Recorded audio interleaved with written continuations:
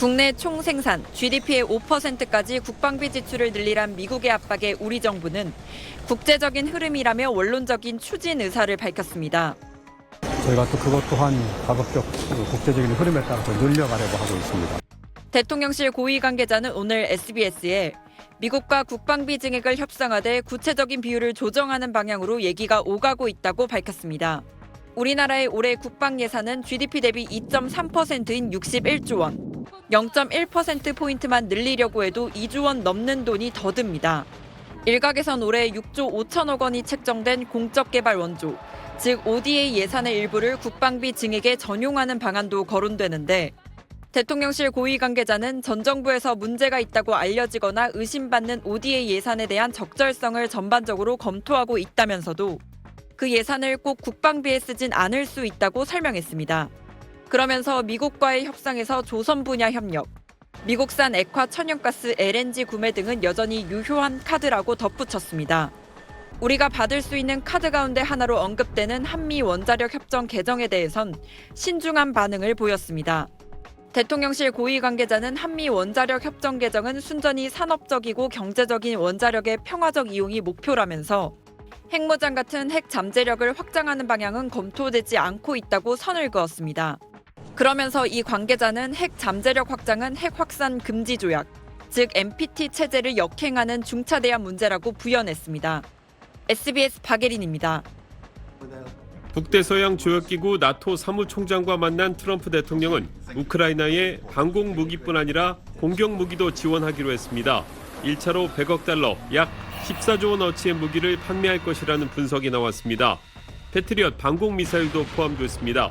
다만 미국이 직접 주는 게 아니라 나토가 사서 우크라이나에 제공하는 방식을 택했습니다. We make the best equipment, the best missiles, the best of everything. But we've made a deal today where we are going to be sending them weapons and they're going to be paying for them. 트럼프 대통령은 나토가 국방비를 5%로 인상한 덕분이라고 주장했습니다. But it will mean that Ukraine can get its hands on really massive numbers of military equipment, both for air defense, but also missiles, ammunition, etc. 러시아 푸틴 대통령에 대한 불만을 거듭 드러낸 트럼프 대통령은 50일 안에 종전 합의가 이루어지지 않으면 혹독한 관세를 부과할 것이라고 경고했습니다. We're going to be doing very severe tariffs if we don't have a deal in 50 days. Tariffs at about 100%. You'd call them secondary tariffs.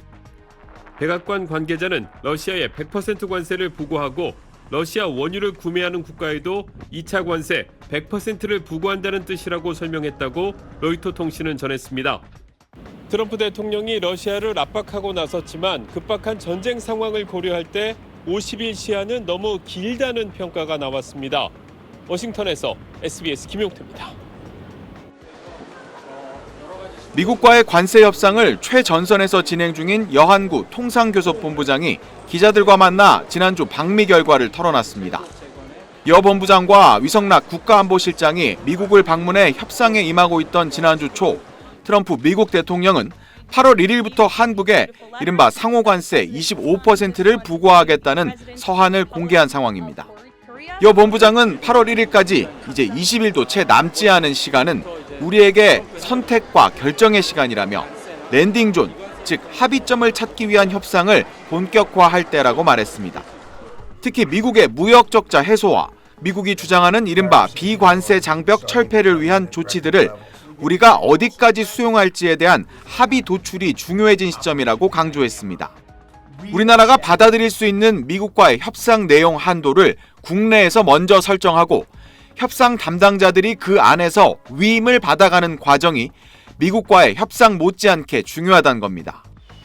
트럼프 행정부는 30개월 이상 소고기 수입 제한 해제, 미국산 쌀 수입 할당 확대처럼 우리 농업 분야에 민감한 요구를 내놓고 있습니다. 디지털 분야에서도 구글이 우리 정부에 요구한 것처럼 한반도 정밀 지도의 반출을 허용하고 망 사용료 부과 정책을 폐지하라고 요구하는 걸로 전해지고 있습니다. 여 본부장은 특히 어느 나라와 협상을 하든 농산물이 고통스럽지 않은 협상은 없었다며 관세 협상 타결을 위해 농산물 분야의 전략적 판단도 필요하다고 밝혔습니다. 다만 정해진 시한 때문에 실리를 희생하지는 않으려 한다고 덧붙였습니다. 트럼프 대통령은 지난 주말 유럽연합과 멕시코에도 각각 30%의 상호 관세를 부과하겠다는 내용의 서한을 보냈습니다. 케빈 해시 백악관 국가경제위원장은 대통령이 본인 생각에 좋은 합의를 갖지 못하면 이 관세를 진짜로 부과하게 될 것이라고 밝히기도 했습니다. SBS 박현석입니다. probably around 16.